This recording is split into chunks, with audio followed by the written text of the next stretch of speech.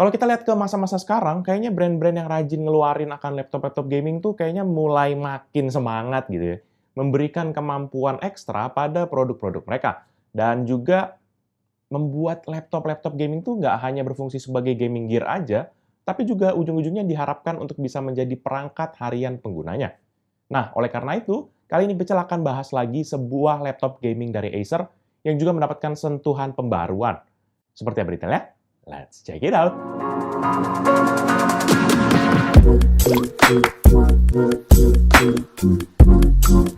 Halo guys, balik lagi bersama Picel, dan seperti yang sudah Picel sebutkan tadi, bahwa kali ini Picel akan membahas kembali salah satu laptop gaming besutan dari Acer, yaitu Acer Nitro 5AN5155798VC. Spesifikasi laptop ini tuh sebagai berikut. Prosesor Intel Core i9 11900H, RAM 16GB DDR4 single channel 3,2 GHz, integrated GPU Intel Iris Xe Graphics dengan share memori sebesar 1GB, discrete GPU NVIDIA GeForce RTX 3060 laptop dengan dedicated memori sebesar 6GB, layar IPS panel 15,6 inci dengan resolusi 2560x1440 atau Quad HD, dan juga refresh rate sebesar 165Hz.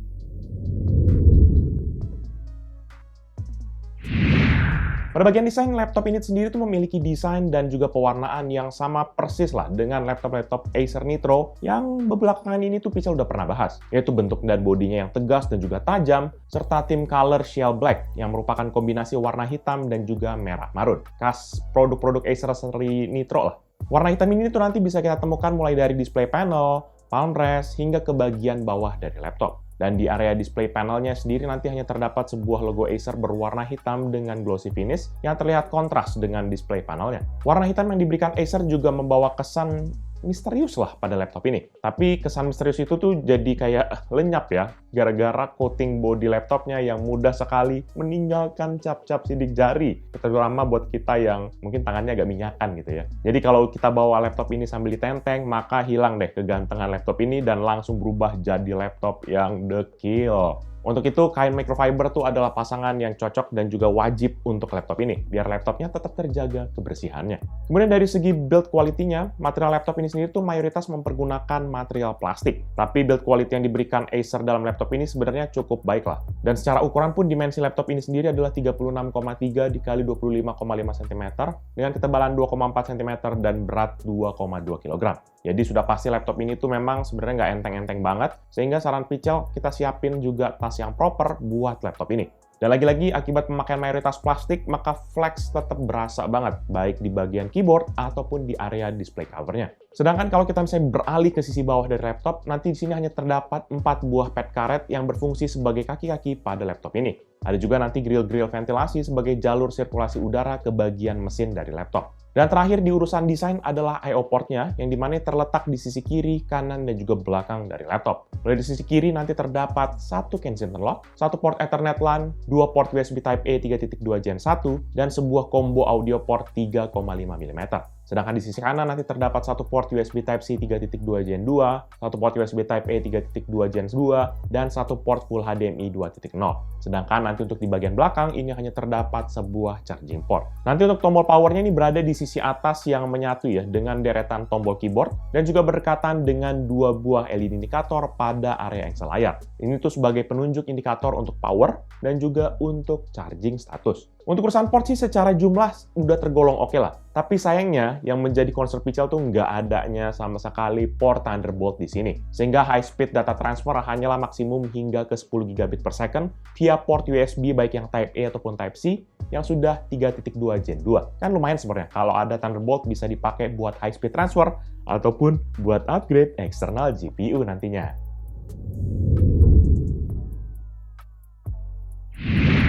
Di bagian layar, laptop ini sendiri sudah dilengkapi dengan layar IPS panel dengan matte finish berukuran 15,6 inci yang memiliki aspek rasio 16:9 dan resolusi Quad HD atau 2560x1440 dengan refresh rate sebesar 165Hz dan response time sebesar 3 ms.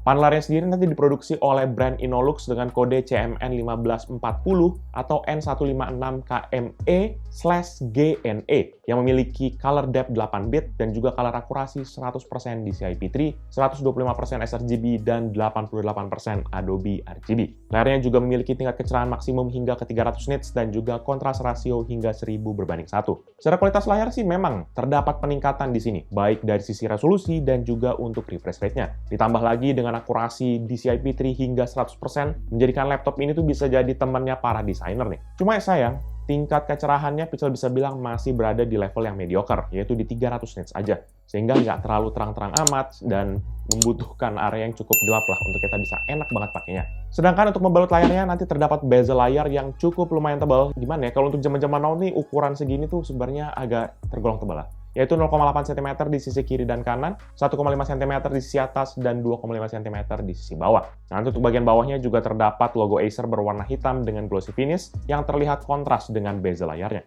Lebih lanjut, untuk menopang layarnya sendiri nanti terdapat dua engsel di sisi kiri dan kanan yang disatukan dengan cover pada bagian tengah. Dan nanti dia akan support bukan layar hingga 154 derajat. Engselnya ini walaupun agak berat tapi masih tergolong sleek lah, jadi gampang aja buat kita buka dengan satu tangan.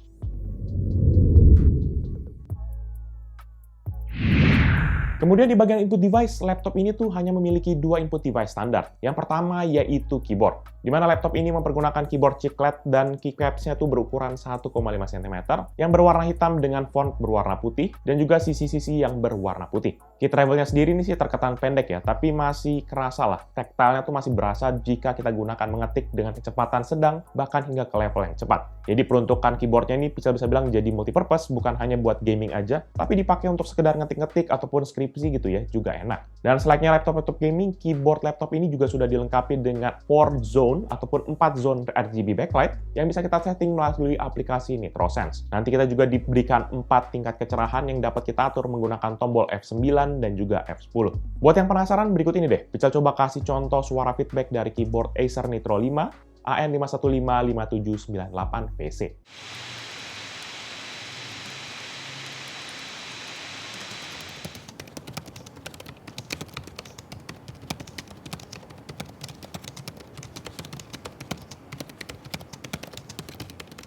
Selanjutnya untuk yang kedua adalah touchpad, di mana bentuknya ini sendiri lebih mirip kepada bujur sangkar karena ukurannya hanya 10,7 x 7,8 cm dan dengan tombol klik kanan dan klik kiri yang menyatu dengan bidang touchpadnya. Posisinya juga dibuat lebih ke kiri pada palm rest-nya. Untuk secara finishing gitu ya, maka permukaan touchpad-nya ini tuh lebih smooth dan mirip banget dengan permukaan palm rest-nya. Dan feedback kliknya juga empuk dan nggak berisik. Tapi kalau teman-teman ngerasa nggak perlu pakai touchpad, bisa kok dinonaktifkan dengan menekan tombol F2. Sekali lagi, berikut ini bisa coba kasih contoh suara feedback dari touchpad Acer Nitro 5 AN5155798VC. Check this out.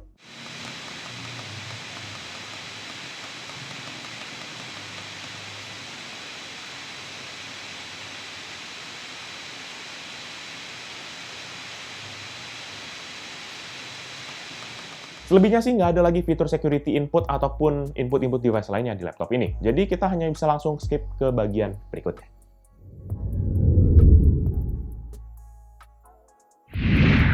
Untuk urusan performa, laptop ini sendiri tuh dilengkapi dengan prosesor dari Intel, yaitu Intel Core i9 11900H, dengan arsitektur 10 nanometer yang memiliki total 16 inti, yaitu 8 inti fisik dan juga 8 inti virtual, serta TDP 45 watt. Base frekuensi prosesornya juga adalah 2,5 GHz dengan turbo max hingga ke 4,9 GHz. Dan secara operating system, laptop ini juga sudah mempergunakan Windows 11 dengan build number 22000.708. Di bagian performa, nanti kita akan diberikan juga nih tools untuk mendongkrak kinerja laptop ini via aplikasi NitroSense. Oleh karena itu, untuk pengujian performa via aplikasi benchmark, Pixel set laptopnya pada mode high performance dan juga maximum fan control di dalam aplikasi NitroSense-nya. Dan gak lupa juga, Pixel tetap colokkan kepada arus listrik untuk dapatkan performa yang paling maksimal. Dan untuk pengujian pertama, ini mempergunakan aplikasi Cinebench, yaitu Cinebench R23. Dan dalam satu kali pengujian menghasilkan skor 11.934 poin untuk CPU multi-core dan 1.449 poin untuk CPU single core, sehingga menghasilkan MP ratio sebesar 8,24 kali. Dan untuk Cinebench R20 dan dalam 3 kali pengujian, laptop ini memiliki skor sebesar rata-rata 4.980 poin. Berikut ini merupakan perbandingan dengan laptop dan PC yang Pixel pernah review.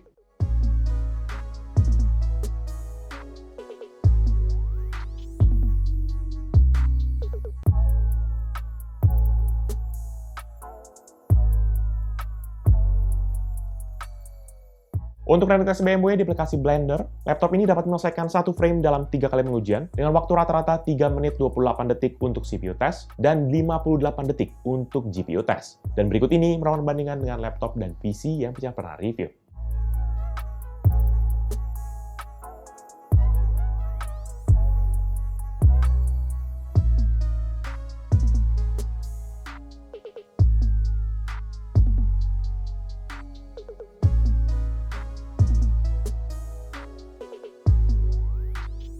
Untuk PC Mark 10 sebagai gambaran overall performa dari laptop ini, maka skor yang didapat adalah 9.754 untuk esensial, 8.576 untuk productivity, dan 9.009 untuk digital content creation. Secara rata-rata, laptop ini mendapatkan skor sebesar 6.524 poin. Berikut ini merupakan perbandingan dengan laptop dan PC yang Pical pernah review.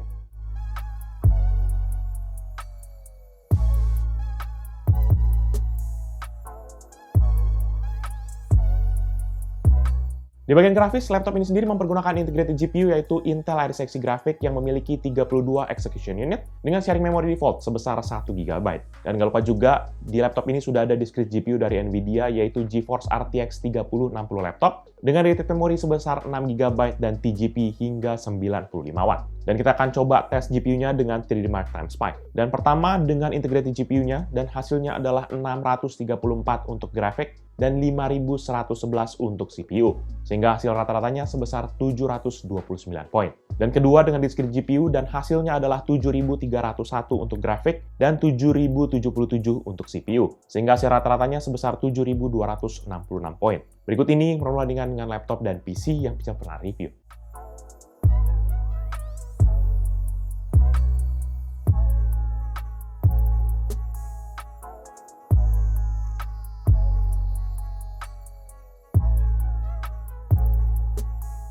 Selanjutnya kita langsung tes dengan gaming test. Seperti biasa, untuk laptop gaming pasti Pical akan set kepada settingan rata kanan ataupun maximum setting untuk setiap game, layar dalam native resolution, dan juga tetap menggunakan high performance dan juga maximum fan control pada aplikasi NitroSense. Nggak lupa juga tetap kita hubungkan kepada arus listrik. Dan game pertama yaitu GTA 5 dan dengan native resolution atau 2560x1440 dan juga setting very high, average frame rate di 39,2 dengan maksimum 49,3 dan minimum 29,5 FPS. Untuk CSGO dengan native resolution dan juga setting high, average frame rate di 71,2 dengan maksimum 82,9 dan minimum 54,9 FPS. Untuk Dota 2 dengan native resolution dan juga setting best looking, average frame rate di 44,6 dengan maksimum 52,8 dan minimum 35,3 FPS. Untuk FIFA 22 dengan native resolution dan juga setting ultra, average frame rate di 51,5 dengan maksimum 56,8 dan minimum 37,6 FPS. Untuk Need for Speed Heat dengan native resolution dan juga setting ultra, average frame rate di 31,9 dengan maksimum 55,5 dan minimum 27,9 FPS. Untuk The Sims 4 dengan native resolution dan juga setting ultra, average frame rate di 53,2 dengan maksimum 86,8 dan minimum 3,0 FPS. Untuk Genshin Impact dengan native resolution dan juga setting high, average frame rate di 40,7 dengan maksimum 49,8 dan minimum 29,3 FPS. Selanjutnya untuk tes rendering, Pical jalankan Adobe Premiere menggunakan Pical Premiere Benchmark, dan laptop ini berhasil merender project 15 klip 4K dengan format H264 dan juga preset high quality 4K dalam waktu 6 menit 56 detik. Berikut ini merupakan perbandingan dengan laptop dan PC yang Pical pernah review.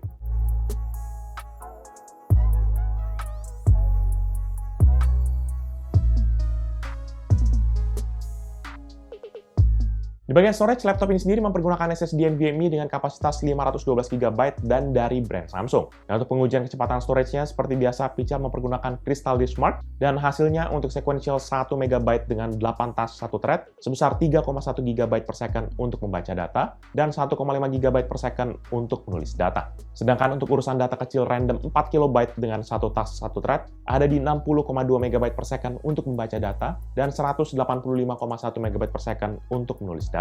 Untuk urusan performa sih harusnya Pical nggak usah banyak ngomongin ya. Dengan hadirnya prosesor Intel Core i9 menjadikan urusan multitasking dan juga editing tuh harusnya nggak banyak masalah. Namun di bagian gaming, memang dengan hadirnya layar resolusi lebih tinggi dari Full HD, yaitu Quad HD, menjadikan GPU dituntut kinerja juga yang lebih tinggi. Dan sayangnya memang di laptop ini tuh kelihatan banget dengan setting rata kanan, dan juga di resolusi natif, maka kebanyakan game tuh cuma dapat cukup-cukup makan aja, di 50, 40, hingga ke 60 FPS. Hal ini menjadikan layar yang bisa sampai 165 Hz tuh kayak nggak bisa dimaksimumkan dengan baik. Sehingga pilihannya antara turunin resolusinya, ataupun kita balik kepada detail grafiknya yang lebih rendah, biar lebih smooth manfaatin refresh rate yang lebih tinggi dari layarnya. Sementara pada bagian cooling system, laptop ini sendiri mempergunakan teknologi yang dinamakan Acer sebagai Cool Boost, yaitu kombinasi antara twin fan yang diletakkan tepat di atas chip CPU dan GPU dengan 4 lubang exhaust yang tersebar di sisi kanan, kiri, dan juga pada bagian belakang dari laptop ini. Nanti ini semua dipadukan dengan aplikasi NitroSense untuk bisa memonitor suhu dan juga mengatur akan sistem pendinginannya.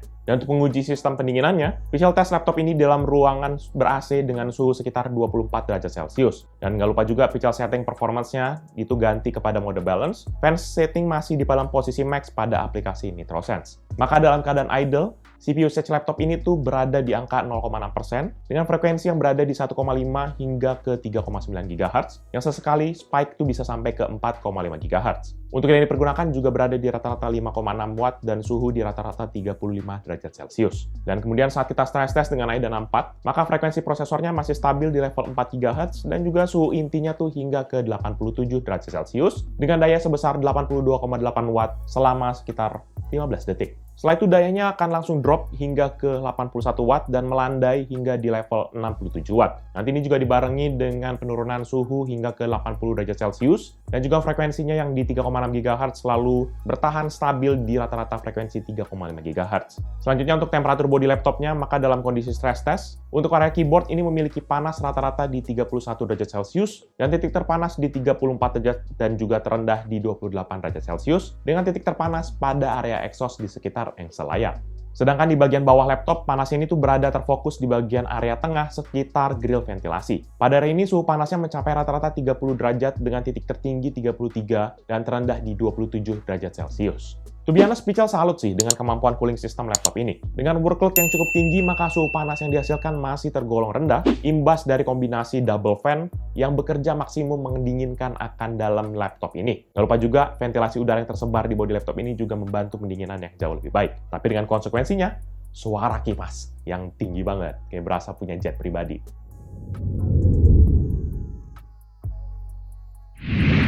Di bagian audio, laptop ini sendiri nanti dilengkapi dengan stereo speaker yang dituning oleh DTS:X. Speaker ini terletak di bagian bawah yang menghadap kepada kiri dan juga kanan dari laptop. Dan saat speaker ini kita uji dalam volume maksimum, ini menghasilkan suara rata-rata 93,7 desibel dengan maksimum hingga ke 100,3 desibel. Suaranya sih kenceng ya, cuma kalau kita dengerin tuh lagunya tuh banyak yang dentuman bassnya, maka suaranya langsung kayak joke yang nggak lucu gitu, garing gitu. Tapi kalau kita pakai main game, sebenarnya Pichel sih ambil contoh kayak CSGO deh. Ini suaranya tuh masih enak banget. Suara-suara langkah kaki sama tembakan-tembakannya jelas banget berasa. Dan kali aja teman-teman penasaran, berikut ini merupakan contoh audio dari laptop Acer Nitro 5 AN5155798 PC.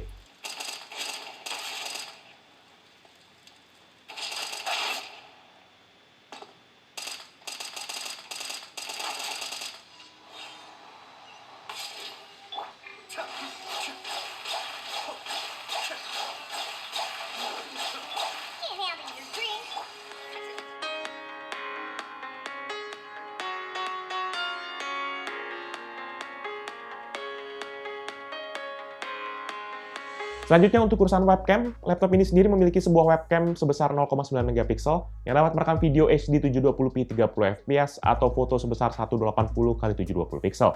Nanti pada saat dioperasikan akan ada indikator berwarna hijau di samping kiri dari kameranya. Hasilnya gimana? Tangkapan kameranya sih tergolong normal dan memang agak sedikit kurang tajam, padahal ini sudah di 720p. Dan gambarnya juga masih tetap terdapat noise yang cukup ketara. Tapi ya buat basic needs seperti kayak untuk video call ataupun zoom harusnya sih udah lebih dari cukup. Dan berikut ini merupakan contoh hasil video dari webcam Acer Nitro 5 AN5155798 PC. Jadi dia merupakan hasil video dari laptop Acer Nitro 5 AN5155791P.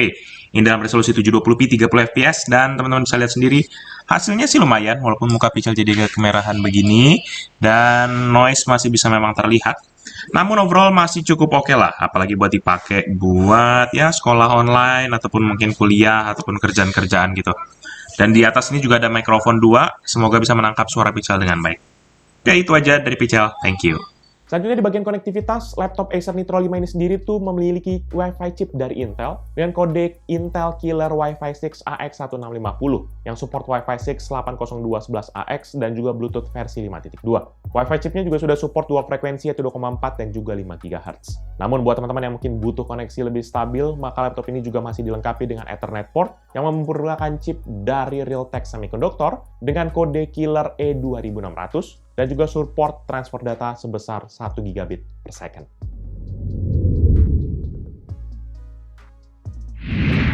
Di bagian baterai, laptop ini sendiri memiliki baterai internal dengan kode AP18E8M dengan kapasitas 57.488 mAh dan berbahan lithium-ion. Dan dalam pengujian baterai mempergunakan PC410 dengan skadar Modern Office, maka laptop ini hanya dapat bertahan selama 2 jam 23 menit dari 100 hingga 5% baterainya. Kalau dari segi penggunaan harian ya, Pichel bisa bilang kalau baterainya ini memang agak tergolong boros, karena untuk pekerjaan yang workload-nya cukup rendah aja, baterainya nggak bisa bertahan ya 8 jam lah gitu. Sama sekali nggak bisa. Jadi jangan sampai kelupaan bawa charger nih untuk laptop ini. Dan pada saat kita menggunakan mode gaming plus juga full brightness, maka laptop ini tuh hanya dapat bertahan selama 59 menit dari 98 hingga ke 7% baterainya. Dan nanti untuk pengisian dayanya sendiri kita bisa mempergunakan charger bawaannya dengan output 19,5 volt 9,23 ampere dengan total daya 180 watt. Dan untuk pengisian dayanya dari 11 hingga ke 100% ini membutuhkan waktu sekitar 1 jam 59 menit dalam kondisi laptop tidak digunakan. Namun pengalaman Pichel untuk urusan charger ya teman-teman, harus pastikan dia tercolok sampai dalam ya. Karena kalau misalnya kita cuma giniin doang, itu tuh kadang-kadang suka nggak nge-charge. Jadi harus ditekan sampai dalam sampai bunyi klek gitu. Dan indikatornya pastiin hidup. Kalau nggak, hati-hati. Nanti kita kirain nge-charge, rupanya nggak nge-charge sama sekali.